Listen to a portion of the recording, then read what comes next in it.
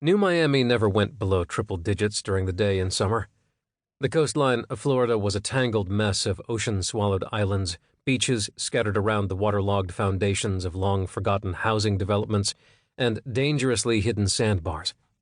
The rising water of the oceans generations ago had inundated the Everglades National Park with salt water, creating a small bay that bisected the tip of South Florida. New Miami was located on a thin strip of viable land, clinging to the eastern seaboard with a stubbornness not even multiple hurricanes a year could wipe out. More a destination city than one to sit down roots in, New Miami was known more now for its clubs and nightlife rather than its beaches. Parties that could be held indoors, away from the dangerous midday heat, were all the rage. The sun-kissed tan many men and women sported was the work of skin dyes or tanning pools, places offered up by hotels or specialized club-type businesses that filtered the sun's harmful rays through small, retractable biodomes over their outdoor pool areas.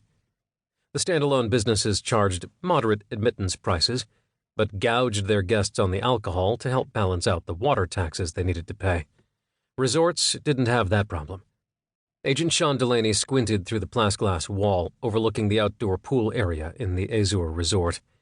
The five-star resort offered a list of amenities catering to a wealthy clientele looking for a good time, ranging from a day at the spa to an all-night pool party hosted by a celebrity DJ. Normally, he wouldn't be able to afford a single night in a place like this, but his current cover required a particular gloss over the streetwise persona he embodied. Sean pressed his hand against the floor-to-ceiling window, tapping his fingers against it. While the soundproofing built into the resort was top-notch, and he couldn't hear the music playing below from his spot on the 21st level, he could still feel the faint vibrations of the bass beat. Earlier, when he passed the pool area on his way to the private elevator in the lobby that took guests up to the White Squall restaurant, the music had been impossible to ignore.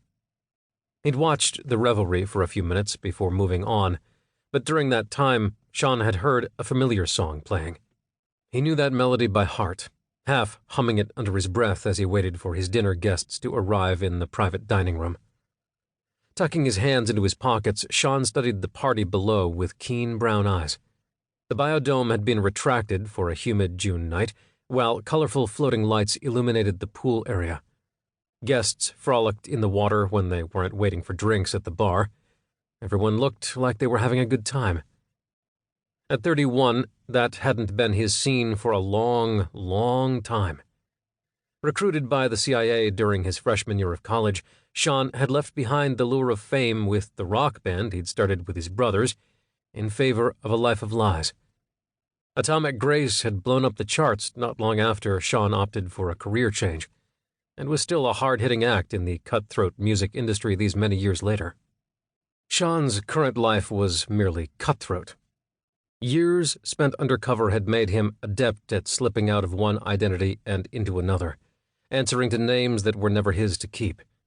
He lied in service of his country because he believed the information he brought back would help keep America safe in the long run. Spies put their lives on the line just as often as the country's military personnel did, rooting out threats no one else could. Sean had been lucky throughout his CIA career, until he wasn't. In 2282, he was caught in a splice chemical bomb that decimated a summer outdoor market in Belfast, Northern Ireland. At the time, he'd been deep undercover with the reborn Irish Republican Army to try to pinpoint their splice supplier. Sean was the only survivor of the blast, even though the official count was 0 survivors and over 300 dead.